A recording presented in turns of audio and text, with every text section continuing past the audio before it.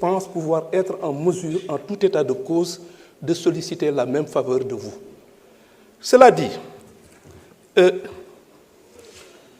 on a beaucoup parlé de choses qui, je suis au regret de devoir le reconnaître, ne sont pas conformes à la réalité.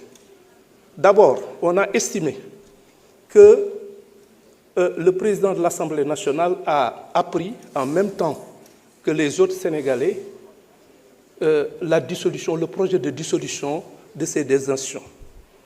Je regrette, les choses ne sont pas passées comme ça. Pourquoi? Parce que c'est ce jour-là à 18h. C'est à 18h que le projet a été déposé à l'Assemblée nationale, au bureau du président de l'Assemblée nationale.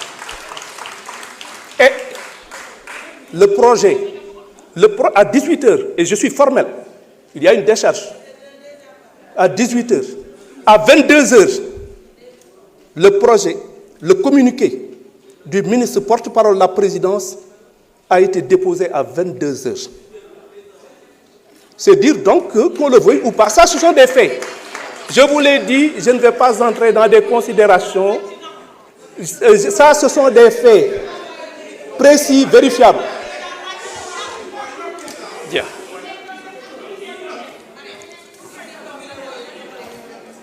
De la même façon,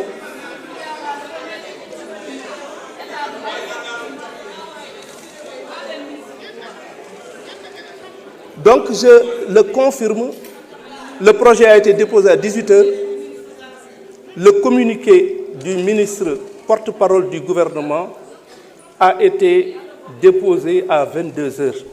C'est dire donc que, au moins, même s'il s'agit de 4 heures, il y a eu la primeur et c'est tout à fait naturel. Je ne pense pas qu'on puisse envisager de soumettre un tel projet à l'attention du président de l'Assemblée nationale et avoir la discourtoisie, l'inélégance, pour reprendre effectivement ce que vous avez dit, de devoir effectivement faire en sorte qu'il soit informé en même temps que les autres Sénégalais. On peut reprocher absolument tout ce qu'on veut au président Bassirou Diomaye Diakhar Faye, mais on ne saurait, en restant tout à fait décent, lui reprocher une quelconque inélégance fondée sur une forme d'incorrection ou un déficit de respect de l'autre. Je ne pense pas qu'on puisse raisonnablement lui faire ce reproche-là, pour autant qu'on veuille rester dans les limites de la cohérence et la décence. Cela dit, je voudrais également revenir sur